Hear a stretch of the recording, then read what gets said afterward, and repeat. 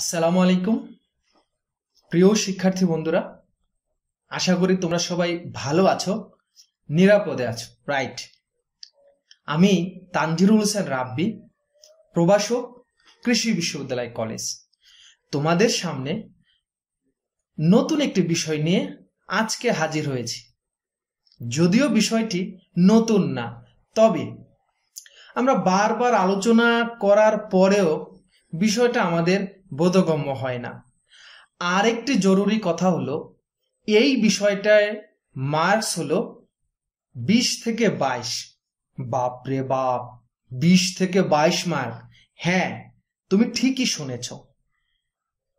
আমরা যে বিষয়টা নিয়ে আজকে আলোচনা করতে যাচ্ছি ওই বিষয়টায় মার্কস 20 থেকে 22 মার্ক। ওই বিষয়টায় 20 থেকে 22 marks we can carry in the exam.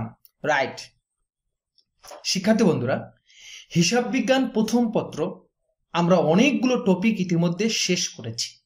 Right, তবে সবচেয়ে বেসিক যে বিষয়টা, যে বিষয়ের উপরে আমি ইতিমধ্যে দুটো ক্লাসও করেছি তোমাদেরকে নিয়ে, তারপর বিষয়টা তোমাদের কিছু না কিছু প্রবলেম থেকেই যায়। এবং প্রথম পত্র, হিসাব বিজ্ঞান প্রথম পত্র, এই টপিক থেকে, এই বিষয়টা থেকে আমাদের প্রতি বছর 20 থেকে 22, 24, এমনকি 26 মার্কসও এসেছে কোনো কোনো শিক্ষা বোর্ডে। তাই এই বিষয়টার উপরে ভিত্তি করে আমাদেরকে কিন্তু মজবুত চিন্তা ভাবনা করতে হবে, কারণ এই বিষয়টা নিয়েই তোমাদের সামনে আরো অনেকগুলো অধ্যায় আসবে। তাহলে বলো তো, আমরা আজকে কোন টপিক, কোন বিষয় নিয়ে আলোচনা করতে যাচ্ছি? বলো তো দেখি শিক্ষার্থী বন্ধুরা। আমার বিশ্বাস তোমরা ধরতে পেরেছ। আমরা স্ক্রিনে দেখতে পাচ্ছি আজকে আমাদের আলোচনার বিষয় হলো কিছু কমন জার্নাল এন্ট্রিস, কমন কিছু জাবেদা দাখিলা। তোমরা জাবেদা দাখিলার উপরে ইতিমধ্যে আমার দুটো ক্লাস করে ফেলেছ। ইয়েস, কিন্তু তারপরও বেসিক কিছু আমাদের দুর্বলতা এখনো থেকে গেছে, কারণ আমরা এখনো কিন্তু নগদান বইতে গিয়ে কিছু প্রবলেমে পড়ছি, খতিয়ানে গিয়ে আমরা কিছু প্রবলেমে পড়ছি। এর কারণ হলো জাবেদার ফাউন্ডেশন এখনো আমাদের মজবুত হয়নি। রাইট, তাহলে আজকের ক্লাসটা শুরু করার আগে আমি অনুরোধ করব, তুমি যদি আমার ক্লাসে নতুন হয়ে থাকো, please hit the subscribe button, click the notification bell, then you will be able to get new classes, especially finance and accounting from Hussain sir. Right, তাহলে শিক্ষার্থী বন্ধুরা, প্রায়শই পরীক্ষায় এসে থাকে এই জাবেদা নিয়েই আমরা আমাদের আজকের ক্লাসটি সাজিয়েছি। ইনশাল্লাহ, after the ending of this class you will not have any problems, any dilemma, any confusion over journal entries. Right, জাবেদা বিষয়ক আর কোনো প্রবলেম আমাদের থাকবে না ইনশাল্লাহ, যদি you are with me till the ending of this lecture. Right, তাহলে শিক্ষার্থী বন্ধুরা, আমরা ক্লাসটা শুরু করতে যাচ্ছি, এবং এই ক্লাসটা শুধু এইচএসসি লেভেলের জন্য না, এসএসসি বিজনেস স্টাডিজ শিক্ষার্থী বন্ধুদের জন্য এই ক্লাসটা খুবই খুবই খুবই খুবই ইম্পর্টেন্ট। শিক্ষার্থী বন্ধুরা, আমরা আজকে বেসিক যে জার্নালগুলো নিয়ে আলোচনা করব, তোমাদের সামনে ইতিমধ্যে বেসিক সেই বিষয়গুলো চলে আসছে। আমি একটু দেখি। দেখো স্ক্রিনে এখন যেটা দেখা যাচ্ছে যে ব্যবসা প্রতিষ্ঠান আরম্ভকালে নগদ অর্থ পণ্য দ্রব্য নিয়ে ব্যবসা শুরু করলে কি জাবেদা হবে। একটা ব্যবসা প্রতিষ্ঠান যখন আমরা শুরু করি, তখন প্রথমেই কিন্তু যিনি মালিক থাকেন, আমাদের ব্যবসায়ের যিনি কে থাকেন, মালিক থাকেন, এই ব্যবসায়ের মালিক দেখা যাবে প্রথম কিছু সম্পদ নিয়ে ব্যবসাটা শুরু করে, এবং ম্যাক্সিমাম জাবেদার প্রথম জাবেদা কিন্তু এখান থেকে আসে। রাইট, এখান থেকেই আমাদের ম্যাক্সিমাম জাবেদাটা শুরু হয়।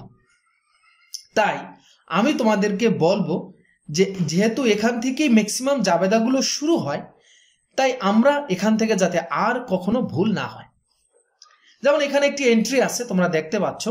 আমি এন্ট্রিটা একটু তোমাদের বলি, তাহলে তোমাদের বুঝতে সুবিধা হবে।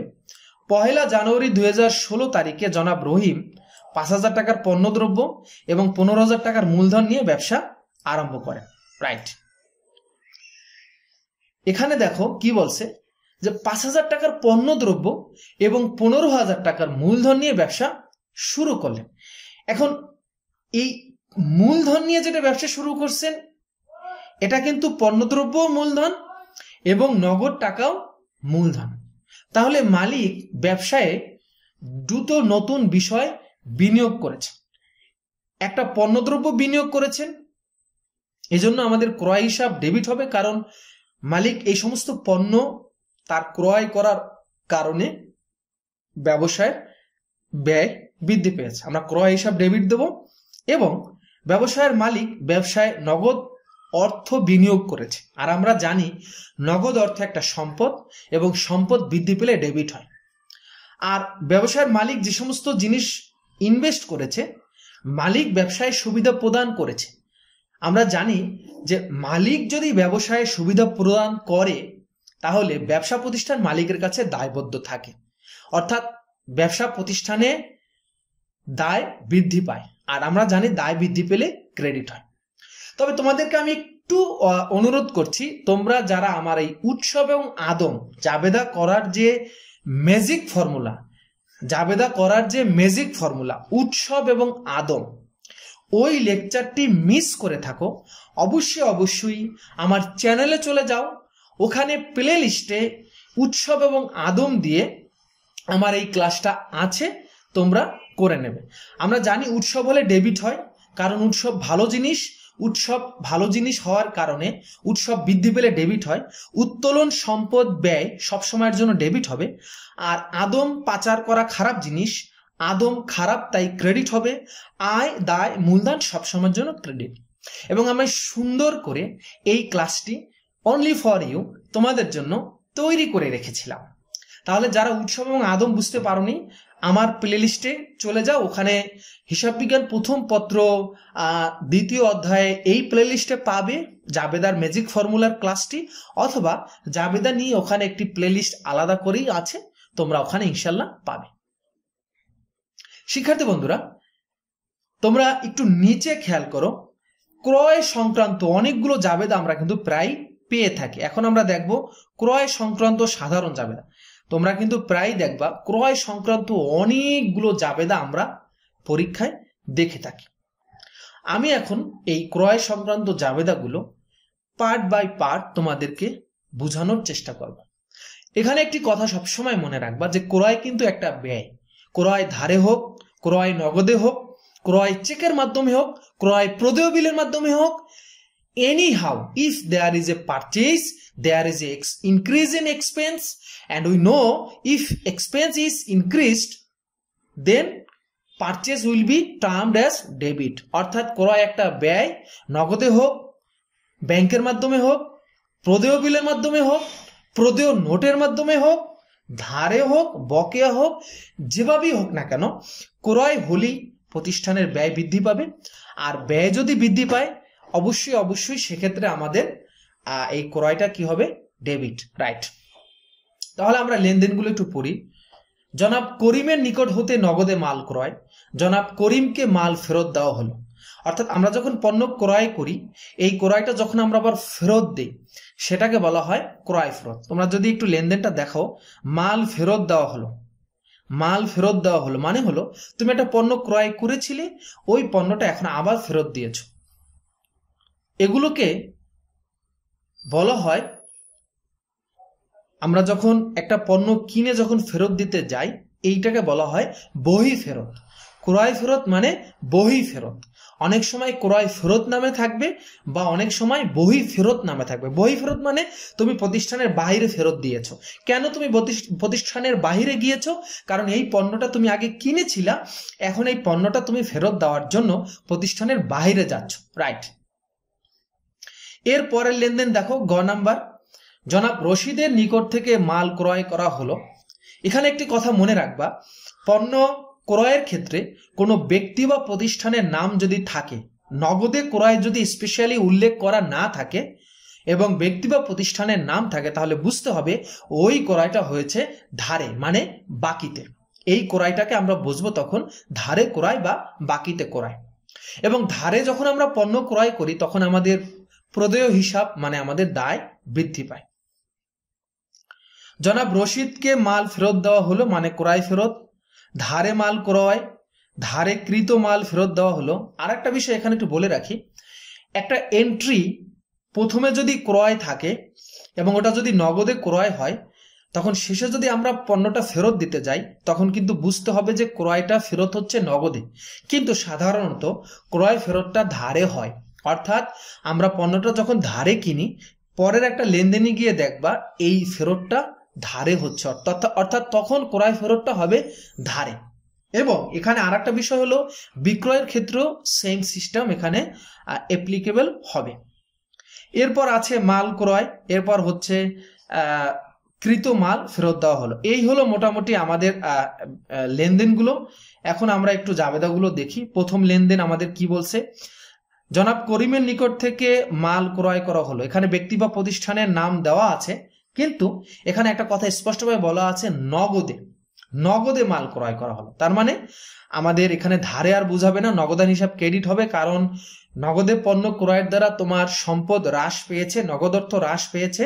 আর আমরা জানি যে সম্পদ হ্রাস পেলে ক্রেডিট হয়। আর ক্রয় সবসময়ের জন্য ডেবিট হবে, কারণ আমরা জানি ব্যয় বৃদ্ধি পেলে ডেবিট হয়। আর এখানে আমাদের উৎসব বৃদ্ধি পেয়েছে, আর উৎসব বৃদ্ধি পেলে অবশ্যই আমাদের ডেবিট হবে। পরের লেনদেনটা আমরা দেখি, জনাব করিমকে মাল ফেরত দেওয়া হলো। এখানে করিমকে যে আমরা মাল ফেরত দিয়েছি এটা ধারে হবে না, কারণ ক নাম্বারে যখন আমরা করিমের কাছ থেকে পণ্যটা কিনেছিলাম তখন আমরা নগদে কিনেছিলাম। এখন করিমকে যখন আমরা ফেরত দিতে যাচ্ছি, করিমকে যখন আমরা এখন ফেরত দিতে যাব, অবশ্যই করিমকে আমরা ওই নগদেই ফেরত দেব। তার মানে আগের যে লেনদেনটা আছে এই লেনদেনটা এখানে আসে কি হবে, উল্টা হবে। আগের লেনদেনটা এখানে উল্টা হবে, অর্থাৎ আগে নগদান হিসাব ক্রেডিট ছিল, এখন এই লেনদেনে এসে নগদান হিসাব ডেবিট হবে। আর আগে ক্রয় হিসাব ডেবিট ছিল, এখন ক্রয় ফেরত হিসাব ক্রেডিট হবে। কারণ হলো আমরা পণ্যটা যখনই ফেরত দেব আমাদের ব্যয়টা হ্রাস পাবে। ক্রয় ফেরত মানে ব্যয় হ্রাস করে, আর আমরা জানি যে ব্যয় হ্রাস হলে আমাদের ডেবিট হয় আর নগদ টাকা আমরা বৃদ্ধি পাই, কারণ পণ্য ফেরত দেওয়ার কারণে আমরা নগদ টাকাটা ব্যাক পাবো, রাইট। পরের লেনদেন দেখি, জনাব রশিদের নিকট হতে মাল ক্রয়। এটা অবশ্যই ধারে হবে, অবশ্যই ধারে হবে। এখানে অবশ্যই এটা ধারে হবে। দেখো, ক্রয় হিসাব ডেবিট এবং জনাব রশিদ হিসাব ক্রেডিট। এখানে এই লেনদেনটা আসবে না, এটা আমি ভুলে লিখেছি। একটা লেনদেনই দুইবার হয়েছে, এটা জাবেদাটা হবে না, এটা আমাদের ভুলে দেওয়া হয়েছে। একটা জাবেদাই এখানে দেখো শিক্ষার্থী বন্ধুরা দুইবার দেওয়া হয়েছে, এটা দরকার নেই। তাহলে আমরা গ নাম্বার লেনদেনটা দেখি। এখানে ধারে হয়েছে কেন, কারণ ক্রয় করার পরে ব্যক্তি বা প্রতিষ্ঠানের নাম থাকলে অবশ্যই সেটা ধারে বোঝাবে। ক্রয় হিসাব ডেবিট এবং প্রদেয় হিসাব জনাব রশিদ ক্রেডিট, কারণ পাওনাদার বৃদ্ধি পেয়েছে। জনাব রশিদের মাল ফেরত দেওয়া হলো। জনাব রশিদকে আমরা কি করেছি, ক্রয়কৃত পণ্য ফেরত দিয়েছি। তার মানে আমাদের দায় হ্রাস পেয়েছে, পাওনাদার দায় হ্রাস পেয়েছে, জনাব রশিদ হিসাব তাই ডেবিট হবে। আর আমরা যে পণ্যটা ফেরত দিয়েছি ক্রয় ফেরত হিসাব ক্রেডিট হবে। ধারে মাল ক্রয়, এখানে কোনো ব্যক্তি প্রতিষ্ঠানের নাম না থাকার কারণে, না থাকলেও এটা ধারে যেহেতু বলেছে, তার মানে আমাদের পাওনাদার বৃদ্ধি পেয়ে। কোনো ব্যক্তি বা প্রতিষ্ঠানের নাম থাকলে স্পেসিফিক তাকে আমরা পাওনাদার বলতাম, কিন্তু এখানে স্পেসিফিক কারো নাম নাই, তাই পাওনাদার হিসাবে আমরা কারো নাম লিখবো না, সরাসরি পাওনাদার বা প্রদেয় হিসাব এখানে লিখবো, রাইট। এখানে পাওনাদার বা প্রদেয় হিসাব মানে হলো আমাদের দায় বৃদ্ধি পেয়েছে। আর অবশ্যই ক্রয় হিসাব আমরা ডেবিট লিখবো, এটা আমাদের জানার কথা। পরের লেনদেন দেখি, ধারে ক্রয়কৃত মাল ফেরত দেওয়া হলো 200 টাকা। এখানেও আমরা আগের লেনদেনটা ছিল ধারে, এবং ধারে ক্রয় করা মাল আমরা ফেরত দিয়েছি, তার মানে আমাদের যে পাওনাদার বা প্রদেয় হিসাব ছিল সেই পাওনাদার হ্রাস পেয়েছে। আমরা জানি যে পাওনাদার হ্রাস পেলে আমাদের দায় হ্রাস পায়, আর দায় হ্রাস পেলে সবসময়ের জন্য এটা ডেবিট হবে। আরেকটি বিষয় হলো ক্রয় ফেরত এখানে ক্রেডিট হবে, সেটা আমরা বুঝতে পেরেছি। মাল ক্রয় 5,000 টাকা, শুধু মাল ক্রয় যদি থাকে অবশ্যই সেটা নগদে ধরে নিতে হবে। এই যে দেখো, ক্রয় হিসাব ডেবিট, ব্যয় বৃদ্ধি পেয়েছে, আর শুধু মাল ক্রয় যদি থাকে সেটা অবশ্যই নগদে ধরতে হবে, নগদান হিসাব ক্রেডিট। পরে বলছে 6 তারিখে কৃত মাল ফেরত দেওয়া হলো 300 টাকা, নগদান হিসাব ডেবিট, সম্পদ বৃদ্ধি পেয়েছে এবং ব্যয় হ্রাস পেয়েছে, ক্রয় হিসাব ক্রেডিট।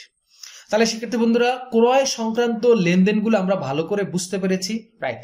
এখন আমরা চলে যাব বিক্রয় সংক্রান্ত লেনদেন।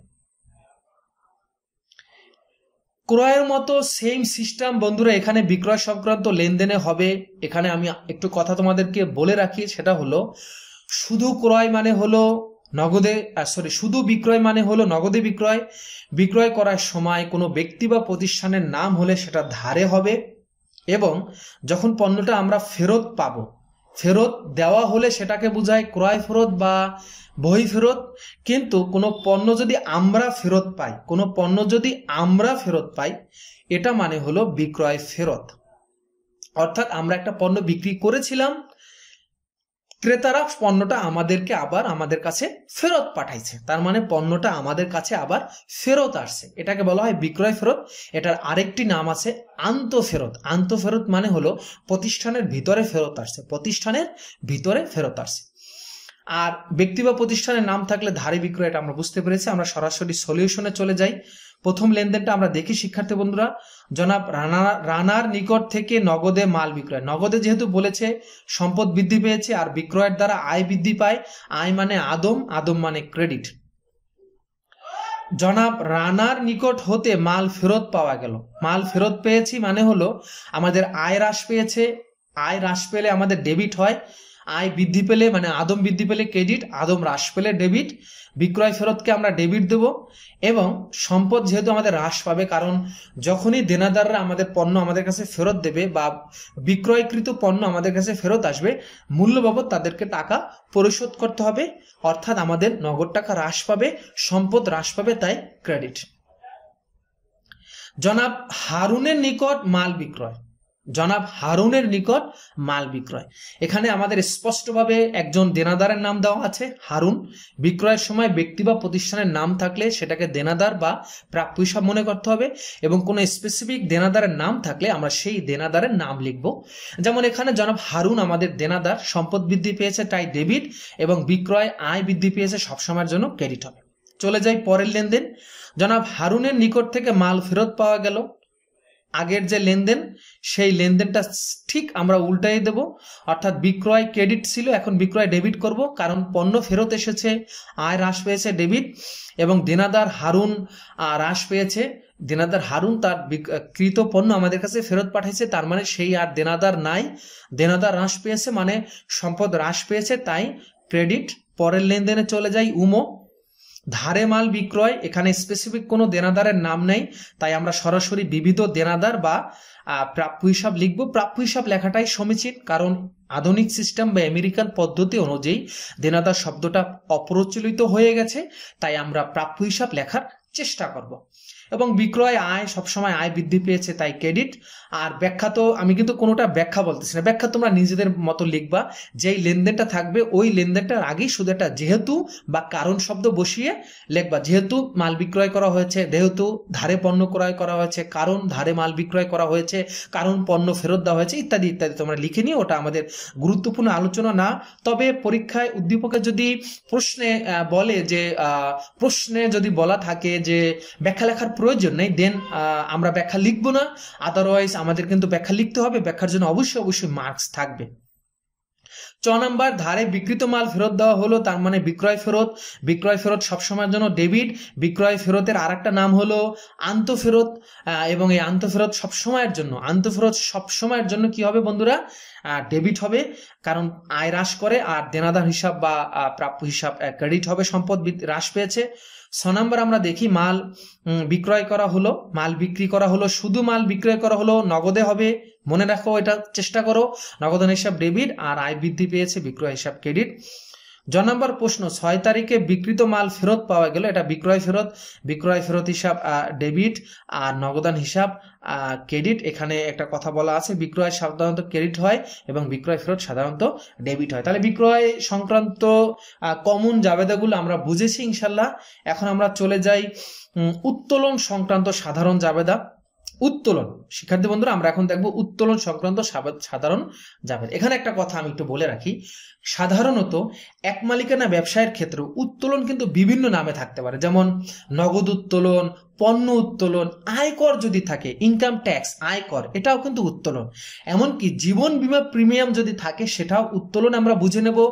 মালিকের চলতি হিসাব যদি থাকে সেটাও আমরা উত্তোলন হিসাবে আমাদেরকে কাউন্ট করতে হবে। কিন্তু কমন হিসাবে সাধারণত উত্তোলন নামে থাকে, বা মালিক যদি ব্যক্তিগত কোনো খরচ করে যেটা কারবার পরিশোধ করেছে, মালিকের ব্যক্তিগত কোনো সুবিধা কারবার থেকে দেওয়া হলে সেটাও আমাদের উত্তোলন হবে। তার আমরা লেনদেনগুলো একটু দেখি, সলিউশনে চলে যাই। প্রথম লেনদেন আছে, কারবারের মালিক ব্যবসা হতে নগদ উত্তোলন করেছে। নগদ উত্তোলন মানে হলো নগদ টাকা হ্রাস পাবে, তাই সম্পদ হ্রাস পেলে ক্রেডিট। আর উত্তোলন মালিকানা সত্ত্ব হ্রাস করে, এবং আমরা জানি মালিকানা সত্ত্ব হ্রাস হলে ডেবিট হয়। সহজ হিসাব উৎসব, উত্তোলন, সম্পদ, ব্যয়, এই 3টা আইটেম বৃদ্ধি পেলে ডেবিট হবে আর হ্রাস পেলে ক্রেডিট হবে। অন্যদিকে আদম, আয়, দায়, মূলধন, বৃদ্ধি পেলে ক্রেডিট হবে আর হ্রাস পেলে ডেবিট হবে। এটা আমরা বোঝার চেষ্টা করি। পরের লেনদেন হলো মালিক কর্তৃক কারবার হতে পণ্য উত্তোলন। মালিক কিন্তু এবার আর নগদ উত্তোলন করেনি, পণ্য উত্তোলন করেছে। যেহেতু পণ্য উত্তোলন করেছে তাই ক্রয়কৃত পণ্য আমাদের হ্রাস পেয়েছে, তাই ব্যয়টা হ্রাস পেয়েছে, ক্রয় হিসাব ক্রেডিট, আর উত্তোলন তো সবসময়ের জন্য আমাদের ডেবিট হবে। চলে যাই পরের লেনদেন, মালিক কর্তৃক ব্যাংক হতে উত্তোলন। মালিক ব্যাংক থেকে টাকা উঠেছে, দ্যাট মিনস আমাদের ব্যাংকে জমাকৃত সম্পদ হ্রাস পাবে, ব্যাংক হিসাব ক্রেডিট। আর উত্তোলন একটা দায় হ্রাসকারী, মালিকানা সত্ত্ব হ্রাসকারী আইটেম, তাই ডেবিট হবে। শুধু উত্তোলন যদি থাকে সেটা বুঝতে হবে নগদ উত্তোলন, তাই নগদান হিসাব ক্রেডিট। আর উত্তোলন সবসময়ের জন্য ডেবিট হবে, সেটা তোমাদেরকে আমি আগেই বুঝিয়েছি। এখন আসো মুনাফা জাতীয় খরচ সংক্রান্ত লেনদেন। মুনাফা জাতীয় খরচ বলতে বোঝানো হচ্ছে যে সকল লেনদেনের মেয়াদ 1 বছর বা 1 বছরের কম হয়, সাধারণত বেতন, অফিস খরচ, অফিস ভাড়া, এই ধরনের লেনদেন হয়, এগুলো সবসময়ের জন্য ডেবিট হবে। আমরা জানি ব্যয় বৃদ্ধি পেলে শিক্ষার্থী বন্ধুরা ডেবিট হয়, এটা আমাদের জানার কথা। প্রিয় শিক্ষার্থী বন্ধুরা, আমরা এখন এই বিষয়গুলো একটু ভালো করে জানবো। তো এখানে দেখো, প্রথম লেনদেন আছে, কর্মচারীদের বেতন প্রদান করা হলো। আমরা বলেছি একটু আগে যে বেতন একটি ব্যয়, এবং ব্যয় সবসময়ের জন্য ডেবিট হবে, কারণ হলো উৎসব বৃদ্ধি পেলে ডেবিট হয়, এটা আমি একটু আগে তোমাদেরকে বলেছি। উৎসব বৃদ্ধি পেলে ডেবিট, উত্তোলন সম্পদ ব্যয়, আর নগদ টাকা হ্রাস পেয়েছে তাই নগদান হিসাব ক্রেডিট। এরকম মুনাফা জাতীয় খরচ আরেকটি দেখো নিচে দেওয়া আছে, ভাড়া প্রদান করা হলো। শিক্ষার্থী বন্ধুরা, ভাড়া কিন্তু একটা ব্যয়, এই ব্যয়টা ডেবিট হবে, ভাড়া হিসাব ডেবিট, এবং নগদ টাকা ক্রেডিট হবে। এবং এখানে একটি কথা লেখা আছে, দেখো, মুনাফা জাতীয় খরচ সাধারণত ডেবিট হয়। মুনাফা জাতীয় যদি কোনো খরচ থাকে, যেমন ভাড়া, অফিস ভাড়া, মণিহারি, সাধারণ খরচ, হ্যাঁ, কারবার খরচ, অনাদায়ী দেনা, অবচয়, এই সমস্ত লেনদেন যেগুলো মুনাফা জাতীয় খরচ হিসাবে বোঝায়, এই ব্যয় সবসময়ের জন্য ডেবিট হবে। তাহলে চলো এখন আমরা দেখি মুনাফা জাতীয় আয়। আমরা তো মাত্র দেখলাম মুনাফা জাতীয় ব্যয়, এখন চলো আমরা দেখি মুনাফা জাতীয় আয়। মুনাফা জাতীয় আয় এগুলো সাধারণত ক্রেডিট হয়। মুনাফা জাতীয় আয় যেগুলো এরকম হতে পারে, কমিশন প্রাপ্তি, বিনিয়োগের সুদ প্রাপ্তি, ঋণের সুদ প্রাপ্তি, ভাড়া প্রাপ্তি, বাট্টা প্রাপ্তি, এই সমস্ত লেনদেন সাধারণত মুনাফা জাতীয় আয় হিসাবে আমরা ধরি, এবং এই লেনদেনগুলো সবসময় ক্রেডিট উদ্দীপ্ত প্রকাশ করে, অর্থাৎ আয় বৃদ্ধি পেলে ক্রেডিট। যেমন বিনিয়োগের সুদ প্রাপ্তি, এখানে বিনিয়োগের সুদ একটা আয়, তাই দেখো এটা ক্রেডিট হয়েছে, আয় বৃদ্ধি পেলে ক্রেডিট, এবং একই সাথে নগদ টাকা সম্পদ বৃদ্ধি পেয়েছে তাই ডেবিট। ভাড়া পাওয়া গেল, এটাও একটি প্রাপ্তি, প্রাপ্তিগুলো সাধারণত ক্রেডিট হয়, আয় বৃদ্ধি করে, এবং নগদ টাকা বৃদ্ধি পেয়েছে তাই নগদান হিসাব ডেবিট। নিচে লেখা আছে মুনাফা জাতীয় আয় সাধারণত ক্রেডিট হয়। এখন আমরা চলো মূলধন জাতীয় খরচ দেখি। মূলধন জাতীয় খরচ বলতে কি বোঝাচ্ছে? মূলধন জাতীয় খরচ মানে যেই সকল লেনদেনের মেয়াদ সাধারণত 1 বছর বা 1 বছরের বেশি সময়ের জন্য হতে পারে। দীর্ঘমেয়াদী সম্পদের জন্য যে সমস্ত খরচ হয় সাধারণত সেগুলোকে আমরা মূলধন জাতীয় খরচ বলি। যেমন ব্যবসায়ের জন্য আসবাবপত্র ক্রয়, এটার আসবাবপত্র মেয়াদ অবশ্যই 1 বছরের বেশি সময়ের জন্য হবে।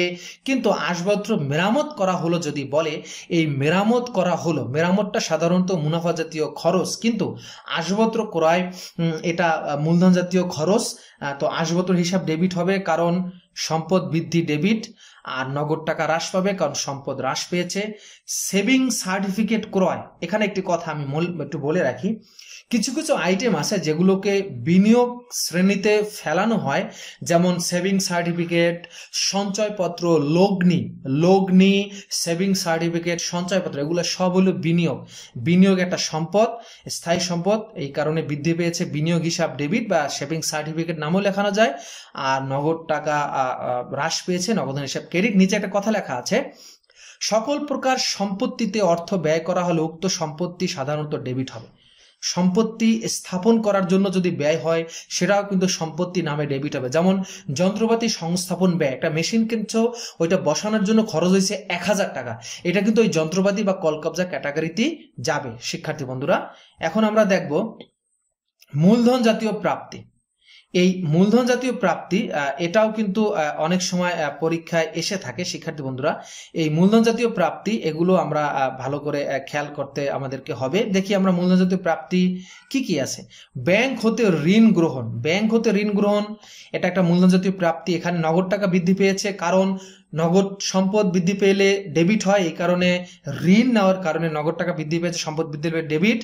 আর একটা দায় বৃদ্ধি পেয়েছে, ব্যাংকের এই টাকা তোমাকে পরিশোধ করতে হবে, তাই ব্যাংক ঋণ হিসাব ক্রেডিট। সেভিং সার্টিফিকেট ভাঙানো হলো, বিনিয়োগ একটা তুমি ধরো ডিপিএস করছো বা এফডিআর করছো বা সেভিং সার্টিফিকেট, সেটা তুমি ভেঙেছো, ভাঙানোর কারণে তোমার নগদ টাকা বৃদ্ধি পাবে কারণ সম্পদ বৃদ্ধি পাবে।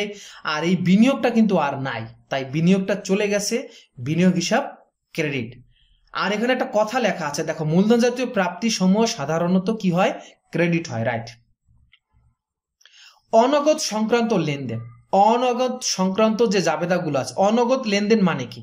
যেই লেনদেনে নগদ কোনো আলাপ নাই, নগদ আলাপ নাই। যেমন অবচয় একটা অনগদ লেনদেন, অবলোপন একটা অনগদ লেনদেন, ব্যাংক চার্জ করা একটা অনগদ লেনদেন, কুঋণ বা অনাদায়ী পাওনা বা অনাদায়ী দেনা, এগুলো হলো অনগদ লেনদেন। অর্থাৎ এগুলোকে আমরা বলতে পারি যে এই সকল লেনদেনের দ্বারা ক্যাশ কোনো ট্রানজেকশন হয় না, এর দ্বারা তোমার ব্যবসায়ের নগদ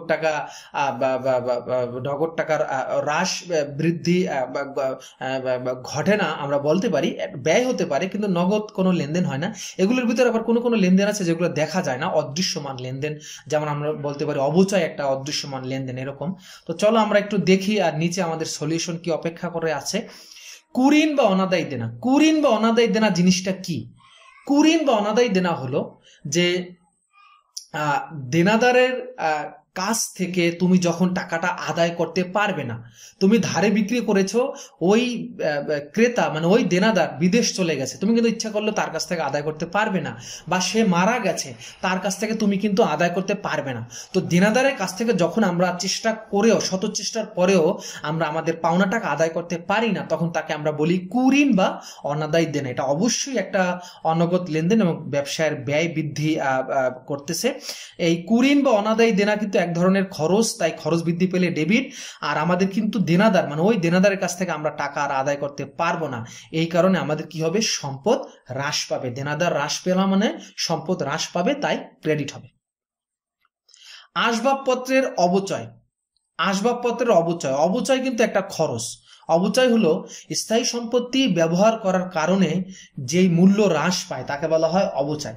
ধরো তোমরা এই যে আমার কাছে একটা মাউস দেখতে পাচ্ছ, এই মাউসটা একটা স্থায়ী সম্পদ, এটা আমি 1000 টাকা দিয়ে কিনেছি ধরো 5 বছর আগে। এখন কিন্তু এই মাউসটা বিক্রি করতে গেলে আমি 1000 টাকা পাবো না, কত পাবো? 700 টাকা। তাহলে এই 300 টাকা কোথায় গেল? এই 300 টাকা হলো আমি এটা ব্যবহার করার কারণে এটার মূল্য হ্রাস পেয়েছে, এটাকে বলা হয় অবচয়। অবচয় অবশ্যই একটা লেনদেন, অদৃশ্যমান লেনদেন। অবচয় যখন স্থায়ী সম্পদ যেগুলো দেখা যায়, যেমন এটা কিন্তু একটা স্থায়ী সম্পদ যেটা দেখা যাচ্ছে, এটার ক্ষেত্রে হবে অবচয়। কিন্তু যে সমস্ত স্থায়ী সম্পদ দেখা যায় না, অদৃশ্য অদৃশ্যমান স্থায়ী সম্পদ বা অস্পর্শনীয় স্থায়ী সম্পদ, যেমন সুনাম, patent, trademark, trade licence, copyright, গ্রন্থস্বত্ব, এই সমস্ত স্থায়ী সম্পদ দেখা যায় না। এই অদৃশ্যমান বা অস্পর্শনীয় স্থায়ী সম্পদের ক্ষেত্রে অবলোপন ধরা হয়। আর জমি, দালান কোঠা, যন্ত্রপাতি, কল কবজা এই সমস্ত দেখা যায়। দৃশ্যমান স্থায়ী সম্পদের ক্ষেত্রে আমরা অবচয় ধরি। অবচয় অবশ্যই ডেবিট, আর অবচয়ের বিপরীতে আমরা পুঞ্জীবিত অবচয় ধরবো। এখানে আসবত্র লেখা আছে, মানে অবচয় সঞ্চিতিটা কিসের উপরে হবে? অবচয় সঞ্চিতি হতে পারে কল কবজার উপরে, অবচয় সঞ্চিতি হতে পারে আসবত্রের উপরে, অবচয় সঞ্চিতি হতে পারে দালান কোঠার উপরে। তাই ব্র্যাকেটে আমরা আসবত্র লিখবো। এখানে আসবত্র শব্দটা সামনে লেখা আছে, এটা ব্র্যাকেটে পিছনে হবে। আর এটা লিখতে হবে অবচয় সঞ্চিতি বা পুঞ্জীবিত অবচয়, যেটা হলো একটা কন্ট্রা অ্যাসেট। কন্ট্রা অ্যাসেট মানে কি? কন্ট্রা অ্যাসেট মানে হলো প্রতি সম্পদ, যেটা সম্পদের মূল্যকে হ্রাস করে। আর আমরা জানি সম্পদের মূল্য হ্রাস পাওয়া মানে ক্রেডিট। তাই অবচয় সঞ্চিতি, এটা সরাসরি আমরা দায় বলবো না, এটা হলো পুঞ্জীবিত অবচয় বা অবচয় সঞ্চিতি, অনাদায় পাওনা সঞ্চিতি। এগুলো হলো আমাদের কন্ট্রা অ্যাসেট, প্রতি সম্পদ, তাই এগুলো সম্পদ হ্রাস করে, তাই ক্রেডিট হবে। পরের লেনদেন হলো ব্যাংক চার্জ। ব্যাংক তোমাকে চার্জ কর্তন করেছে। ব্যাংক চার্জ করলে টাকাটা নগদে যায় না, ওটা ব্যাংকের অ্যাকাউন্ট থেকে চলে যায়। এটা একটা ব্যয়, তাই ব্যাংক চার্জ, ব্যাংক জমাতিরিক্তের সুদ বা ব্যাংক ওভারড্রাফট চার্জ, এগুলো সবসময় ডেবিট হয় খরচ হওয়ার কারণে। আর টাকাটা ব্যাংক থেকে কমে যাবে, তাই ব্যাংক হিসাব ক্রেডিট হবে। প্রিয় শিক্ষার্থী বন্ধুরা, আমরা আজকে জাবেদা নিয়ে বেশ অনেক আলোচনা করেছি। তোমরা এই জাবেদা সংক্রান্ত আমার মূল লেকচার যারা পাওনি, আমার চ্যানেলে চলে যাও। অবশ্যই চ্যানেলে যখনই আমার চ্যানেলে যাবে, ওখানে একটা অপশন আছে প্লে লিস্ট। তোমরা চ্যানেলে চলে গেলে প্লে লিস্টে যাও। প্লে লিস্টে যখনই যাবে, শিক্ষার্থী বন্ধুরা, আমি তোমাদেরকে প্লে লিস্টে যাওয়ার অনুরোধ করতেছি। যখনই তোমরা প্লে লিস্টে যাবে, তখনই দেখবা ওখানে হিসাব বিজ্ঞান প্রথম পত্র দ্বিতীয় অধ্যায় নামে একটা অপশন আছে। ওখানে যখন তোমরা ভিতরে ঢুকবা, হিসাব বিজ্ঞান প্রথম পত্র দ্বিতীয় অধ্যায় বা জাবেদা নামে কোনো প্লে লিস্ট যখনই পাবে, ভিতরে ঢুকবে। ভিতরে ঢুকলি এখানে দেখবা জাবেদার করার ম্যাজিক টেকনিক বা কিছু কমন জাবেদা, এই সংক্রান্ত বেশ কিছু আমি ক্লাস তৈরি করেছি শুধু তোমাদের জন্য। তোমরা ক্লাসগুলো ওখান থেকে একটু দেখো, তাহলে জাবেদা সংক্রান্ত তোমাদের প্রবলেম শিক্ষার্থী বন্ধুরা আরো সমাধান হবে আমার বিশ্বাস। এখনো যারা বুঝতেছো না, তোমরা ওখানে চলে যাও।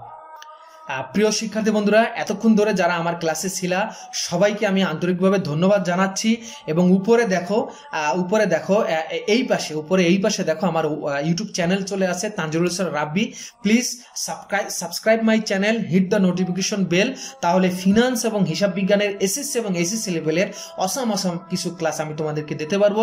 এবং এই পাশে আমার পেজ দেওয়া আছে তানজিরুল ইসলাম রাব্বি, ফেসবুকে লিখে সার্চ দাও, তাহলে ওখানে বেশ কিছু ক্লাসের লিঙ্ক পাবে। এছাড়াও সমসাময়িক বিভিন্ন বিষয়ের উপর আমি কিছু লেখা দেই, আমার লেখা, অথবা কিছু মোটিভেশনাল বা আরো বেশ কিছু বিষয় ওখানে ইনশাল্লাহ তোমাদের জন্য রেখেছি। তোমরা দেখো। আমি বিদায় নিচ্ছি, ভালো থাকো। মনে রাখবা, পরিশ্রম কখনো পরিশ্রমীকে বিনা পারিশ্রমিকে বিদায় দেয় না। হতাশাকে হতাশ করতে পারলেই তুমি সাকসেসফুল হবে, সফল হবে। বিদায় নিচ্ছি। আসসালামু আলাইকুম ওয়া রাহমাতুল্লাহ।